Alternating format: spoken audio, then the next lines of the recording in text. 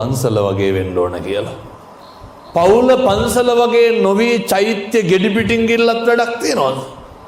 පවුල පන්සල වගේ වෙන්නේ නැතුව සිල් ගත්තට වැඩක් තියනවද?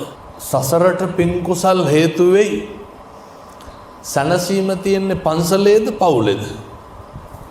සනසීම තියෙන්නේ පවුලේ. සනසීම පතන්න ඕන කොහෙන්ද? පවුලේ. මොකද කොච්චර බණ අහලා පින්දහම් කරලා හැන්දෑවේ ගෙදර යනකොට සනසීම තිබ්බේ නැත්තම් හිත සෞත්තුවෙන් නෙමෙයිද නිදා ගන්නට වෙන්නේ. ඒ නිසා මතක තියාගන්න. පින්නත්නේ මේ චාමර මහත්මයා නේ බිරිඳ වෙනුවෙන් මේ කරන පින්කම මේක සසරේ හැමදාම තියෙයි. සසරේ ඔය ගමන දෙන්නටම එකට යන්න හම්බෙයි. නිවන් දකින්නකන් ඔය බැඳීම තියෙයි. මෙහෙම බැඳීම් පින්නතුනි හම්බෙන්නේ හරි කලාතුරකින්. හම්බෙච්ච මනුෂ්‍ය ආත්ම භාවය අපාය කරන්නත් පුළුවන් පවුලකට. එහෙම නෙමෙයිද? හම්බෙච්ච මිනිසත් භවයේ තුල දිව්‍ය ලෝකය ලබා ගන්නටත් පුළුවන් කොහෙන්ද? පවුලකට. දැන් අර මතකද අපේ බෝධිසත්වයෝ ඇසලපුර පසළොස්වක් පොය දවසේ අභිනිෂ්ක්‍රමණය කරනවනේ නේ. කාටද කතා කරන්නේ? චන්නට කියනව නේද? මොන ආශ්‍රයද ලෑස්ති කරගන්න කියන්නේ? කන්තක සූදානම් කරන්නලු. පින්නතුනේ බෝධිසත්වෝ වෙනුවෙන් කී ලක්ෂයක් අශ්වය මාලිගාවේ ඉන්නද? කොච්චර ඉන්නද? අප්‍රමාණ විදියට අශ්වය හිටියා. බෝධිසත්වෝ චන්නමතියට කිව්වේ කවුරු තෝරගන්න කියලාද? කන්තක ලෑස්ති කරන්න. මොකද ඒ කන්තක විතරක් ජාතක පොත පෙරලනකොට බෞද්ධ සාහිත්‍ය අධ්‍යයනය කරනකොට කොච්චරනම් සංසාරේ කන්තක හම්බෙලා තියෙනවද බෝධිසත්වයන්ට?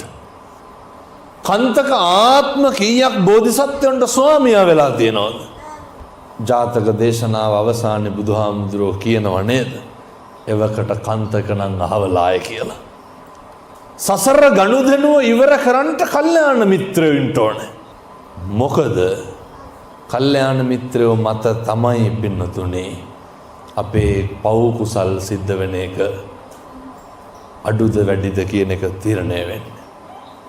මොකද ඒ චන්නෑමතිය විතරක් ලෑස්ති කරගත්තේ සංසාර බැඳීම. පින්නතුනේ කන්තක අශ්වයා නේරංජනාව තරණය කරලා කන්තකට දරාගන්න බෑ සිදුවත් බෝධිසත්වයෝ ආභරණ ටික ගලවනකොට කන්තක ක්ලාන්ත වෙනවා. දෙවැනි අවස්ථාවේ කන්තක ඔලුස්සලා බලනකොට බෝධිසත්වයෝ කෙස් වැටිය කපලා කහවතාවක් දරලා කන්තකගේ පපුව පැලිලා මැරෙනවා. සසර ගනුදෙනුව ඉවරයි කියලා දන්නවා. චන්නමතිය මාලිගාවට යනවා. බුද්ධත්වයේ ලබාගෙන 20000ක් මහා සංඝරත්නයේ සමග බුදුහාමුදුරුවෝ කිඹුල්ලක් නුවරට වැඩියට පස්සේ දන් වළඳලා අවසානයේ සුද්ධෝදන රජුරෝ මොකද්ද කියන්නේ? මෙන්න මේ මං කියන විදේ ස්වාමියා බිරිඳ බැඳීමක් තියෙන්න ඕනේ. මම මේ අද මෙහෙම බණක් කියන්න නෙමෙයි ආවේ. මේ බිරිඳගේ උපන්දිනේට බණක් කියන හින්දා මම මේක කියන්නේ. තථාගතයන් වහන්සේ දන් වළඳලා අවසානයේ සුද්ධෝදන රජුරෝ ඇවිල්ලා මොකද්ද කියන්නේ? කියනව නේද බුදුහාමුදුරුවනේ යශෝදරාව කාමරේ අඬනවා. එහෙමනේ. යශෝදරා බුදුහාමුදුරුවන්ට මූණ දෙන්න එළියට ආවද? එළියට ආවේ නැහැ. දුක. සංසාරේ කල්ප ගාන පතාගෙන ආපු ස්වාමියා මුළු දඹදිවම රජ කරපු රජවරුන්ගේ පුත්තු විවාහ යෝජනාව ගේනකොට සිද්ධාර්ථ කුමාරයා අභියෝග කරලා කියනව නේද සුද්ධෝදන රජුරවන්ට? රජතුමනි සැලෙන්න එපා. සූදානම් කරගන්න බල පරාක්‍රමයේ පෙන්වන්න තරඟය. යශෝදරාගේ තාත්තා මොකද කියන්නේ? මගේ දියණිය දෙන්නේ දුන්නු ශිල්ප, කඩු ශිල්ප, යුද ශිල්ප ශාස්ත්‍රයේ කෙල පැමිණි රජපුතෙකුට විතරයි. ඔච්චර පතන්ඩද්දේ විවාහයට අභියෝගේ බාරගන්න. ලක්ෂ ගානක් මිනිස්සු රජවරු මැති ඇමතිවරු ඉස්සරහ අපේ බෝධිසත්වෝ සංසාරේ බුදු වෙන්න පතාගෙන ආපු ඒ පාද පරිචාරිකාව බිරිඳ ස්වාමි දියණිය ලබා ගන්නට අවසානාත්මෙත් ලබා ගන්නට මොකද කරන්නේ? දුන්නු ශිල්ප දක්වනවා, කඩු ශිල්ප දක්වනවා, යුද්ධ ශිල්ප දක්වනවා. සර්වමිත්‍ර බමුණගෙන් ඉගෙනගත්ත ඒ මහා ශාස්ත්‍රයන් වල අනුභවයෙන් තමයි යශෝදරා හා සරණ බන්ධනයට එක්කහු වෙන්නේ. මොන ව්‍යායාමයක් කරාද? සංසාර ගනුදෙනුව බුදු වෙනවා කියලා නැවැත්තුවද නැහැ. බුදු වෙන ආත්මෙත් විවාහ වෙන්න ඕන කියලා පතාගෙන ඉන්න ඇති. ඒකට උදව් කරේ කවුද? යශෝදරාට බෝධිසත්වයන්ට යශෝදරා. පින්නතුනේ ඇසලපුර පාල් 15ක් පෝය දවසේ රාහුල කුමාරයා ඉපදුනාට පස්සේ අපේ බෝධිසත්වයෝ අභිනිෂ්ක්‍රමණය කළේ. යශෝදරා වෛර බඳිනවද? යශෝදරා දැනගන්නවා දැන් සුද්ධෝදන රජුරෝ කියනවා බුදුහාමුදුරුවනේ ඔබ වහන්සේ මාලිගාවෙන් ගියපු දා ඉඳන් යශෝදරා දැනගන්නවා ඔබ වහන්සේ දවසට එක වේලයි වළඳන්. යශෝදරා මොකද කරන්නේ? එක වේලයි කෑවේ බලන්න. දෙන්නගේ සංසාරේ මොන බැඳීමක් තියෙන්නද? බුදුහාමුදුරුවනේ යශෝදරා දැනගන්නවා ඔබ වහන්සේ කසී සලු අතෑරලා රළු වස්ත්‍ර දරාගෙන. යශෝදරා මොකද කරන්නේ? අර සිනිදු සලු සියල්ල පැත්තකට දාලා රළු වස්ත්‍ර දරනවා. ස්වාමි භක්තිය. යශෝදරාවතේ කියනව නේද අර කැලේ තියෙන කොයි දේවත් රස වේවා, ගව්වෙන් ගව්ව දිව මාලිගේ ඉදි වේවා. දන්නම මුළු සංසාරේ මාවේ රාහුල කුමාරයා දාලා ගියේ මගේ ස්වාමියා වෙන මොකේටවත් නෙමෙයි විමුක්තිය හොයන්න. එහෙම ගියාට පස්සේ පතනවා මේ අවුවේ ඇති රැස්මාලා අඩුවේවලු. අවුවේ සැර මගේ ස්වාමියාට දැනෙන්න එපාලු. ගව්වෙන් ගව්ව දිවමාලිගේ ඉදි වෙන්න ඕනලු. කවුරු වෙනුවෙන්ද? මගේ ස්වාමියා වෙනුවෙන්. කවුද මේ පතන්නේ? යශෝදරාව. පින්නත්නේ යශෝදරා දවසට එක වේලක් වළඳලා හිස මුඩු කරලා මාලිගාවේ ස්වාමියා වෙනුවෙන් ඉන්නවා. උපවාස කරනවා. මෙහෙම බිරින්දෑවරු නෙමේද ඕනේ? මෙහෙම බිරින්දෑවරු ඕනේ. ඊට පස්සේ තථාගතයන් වහන්සේට තිබ්බේ නැද්ද පණිවිඩයක් යවන්න? යශෝදරාට එන්න කියන්න පල්ලහැට කියලා පණිවිඩය යවන්න තිබ්බේ නැද්ද? තිබ්බා. ස්වාමි දියණිය ස්වාමියාට එලෙස ගරු බුහුමන් දක්වනකොට බලන්දර බුදුහාමුදුරුවෝ ලෝකෙටම දීපු පණිවිඩේ යශෝදරාගේ කුටියට යනවා. යශෝදරාගේ කුටියට යනවා. යනකොට යශෝදරා අඬනවා. මොන දුකක් තියෙන්නද ඇද්දනේ? සංසාරේ කල්ප ගානක් එකටම ආවේ. එතනදී බුදුහාමුදුරුවෝ දේශනා කරනවා සඳ කිඳුරු ජාතකේ. වැද්ද කිඳුරිය ගන්න රජුරෝ මොකද කරන්නේ? කිඳුරා මරනවා. පතාගෙන ආපුවේ බුදුහාමුදුරුවෝ කියනවා අද නෙමේ එදත් මෙහෙමයි යශෝදරා. යශෝදරාගේ දුක කොච්චරද කියනවා නම් බුදුහාමුදුරුවන්ගේ කකුල් දෙක අල්ලගෙන මස් ගොබ මිරි කඬනවා පින්නතුනේ. මෙහෙම ස්වාමියෝ නෙමේ දෝනේ. එහෙමයි ගෙවල් වල ජීවත් වෙන්න ඕන.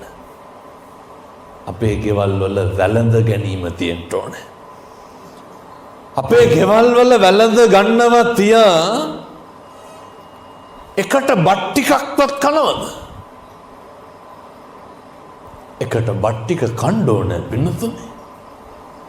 මම මේ බණ කියලා දවසක් මට දැන මතක නැහැ. එළියට යනකොට අම්මා කෙනෙක් මම ගාවට ඇවිල්ලා ඇඬුවා. මම ඇහුවා ඇයි ඔය අඬන්නේ? නෑ හාමුදුරුවනේ නිවන් දකින්න කලින් ඔය හාමුදුරුවෝ කියපු විදිහේ පෞල් ජීවිතයක් ගත කරන්න ආසයි. මං ඇහුවා ඒ මොකද? නෑ ගිනි කාලම මැරෙයි කිව්වා. මොකක්ද ගිනි කාලම මැරෙයි කිව්වේ? උයන එක විතරයි හාමුදුරුවනේ කරන්න කිව්වා. එහෙම නෙමෙයිද? අපි මේකේ අවුරුදු 7-800ක් ඉන්නවද? අවුරුදු 60-70ක් ඉන්නේ. කසාද බැඳලා ගෙවල් වල ඉන්නකොට අද ඉඳන් අදිෂ්ඨාන කරන්න. ගෙදර දරුවෙක් බිරිඳ ස්වාමියා නිකමටවත් තෝ කියලා කතා කරගන්න එපා. එහෙම කොච්චර අපේ ගෙවල් වල කියනවද නේ? එහෙම තාතෝ කියලා කතා කරනවනේ. හෙට ඉඳන් නිකමටවත් කියන්න එපා. අවුරුදු 15 පැන්නට පස්සේ දරුවෝ වැළඳගන්නේ නැහැ. අවුරුදු 15 පැන්නට පස්සේ දරුවෝ දෙමව්පියෝ වැළඳ ගන්නවද? නැහැ. මේ gedara බැඳීම තදට තියෙන්න ඕනේ. අපේ ගෙවල් වල කොච්චර කුණුහරුප කියනවද? කොච්චර කුණුහරුපෙන් බැන ගන්නවද? ඉතින් සනසීම තියනවද ගෙවල් වල? එනිසා මතක තියාගන්න. gedara පුරුදු වෙන්න ඕන අනේකට ගරු කරන්න. කෑවද කියලා අහනව නේද? මේ පැතිවල නම් එහෙම නැතුව ඇති. දැන් කෑවද කියලා අහපුවාම කොහොමද උත්තර දෙන්න ඕන? එක්කෝ කෑවා නැත්තම් නෑ. සමහර තාත්තලා කියන්නේ නැද්ද ඔය එහෙම අහනකොට? තෝ දැක්කේ නැද්ද මං කෑවද නැද්ද කියලා? එහෙම කියන්නේ නැද්ද? මේ පැතිවල නැතුව ඇති. ඒ තාත්තලා ළමයින්ට කියන්නකො දෙපාරකට වඩා බත් කන්න කියලා. ඒ නිකන් බල්ලෝනාවන්ට එක්කනවා වගේ. යටි ගිරිහෙන් බෙරියන් දෙනවනේ කන්නම් කියලා. අය මොන තෘප්තියක්ද පින්නතුනි ගෙවල් කන්න බොන්නවත් බෑනේ මිනිස්සුන්ට එකට. කියමු බලන්න දැන් දකින්න නිවන මොකද්ද කියලා. අම්මා තාත්තා බිරිඳ ස්වාමියා දරුවෝ තුල ලෙන්ගතුකම බැඳියාව නැතිකොට ඊට පස්සේ වයසට ගියපුවා අර බුදුහාමුදුරුවෝ ගාවට එන්න කොසල් රජුරෝ කියනව නේද? මේ වයින් තරුණ කාලේ හිතෙන්නේ නැහැ. කොසල් රජුරෝ දකිනවා එක හීනයක් අර 16න්. මොකද්ද පින්නතුනේ අර එදාම පැටව ගහපු වැස්සි මොකද කරන්නේ? පැටියකින් කිරි බොනවනේ. වැස්සිය පැටව ගහනවා. ඒ වැස්සි පැටියකින් කිරි බොනවා. බුදුහාමුදුරුවෝ ගාවට ගියාට පස්සේ බුදුහාමුදුරුවෝ මොකද්ද ඔකට කියන්නේ? රජතුමනි අනාගතේ දෙමව්පියෝ දරුවන්ගේ වහල්ලු වගේලු ඉන්නේ නැද්ද? එහෙම නැත්තම් අහන්නකො ඔය වයස ගම්මලාගෙන් තාත්තලාගෙන්. හොඳලා ගණන් ගන්න. එක දරුවෙක්වත් දෙමව්පියෝ ගැන තකනවද? එක දරුවෙකුටවත් මතක නැහැ. අවුරුදු 20ට කලින් ජීවිතේ මතකද? නැහැ. අනේ අර දෙමව්පියෝ වහල්ලු වගේ ඉන්නේ. දරුවෝ කියන එකක් තමයි. ඔය එක අම්මා කෙනෙක් පන්සලට ආවට පස්සේ මං කොළඹ ඉන්නකොට මම ඇහුවා අද මොකද තනියම කියලා. අම්මා කියනවා නෑ හාමුදුරුවනේ අර කට්ටිය සේරම ට්‍රිප් එකක් ගියාලු. කවුද? පුතයි බිරිඳයි දරුවෝයි සේරම ට්‍රිප් එකක් ගිහිල්ලා. ගෙදර කවුද? අම්මා විතරයි. ඕක අපිට වෙන්නේ ඇයි ඔහොම? ඕක හිතන්ට එපේ. මේවා තාම වෙලා නැත්තම් ඉස්සරහට වෙයි. ඔය අපි අපේ අම්මට තාත්තට සලකලා බලලා තියෙන්න ඕනේ. අපි අපේ දරුවෝ හදනවා වගේ තමයි අම්මයි තාත්තයි බලා ගන්න ඕනේ.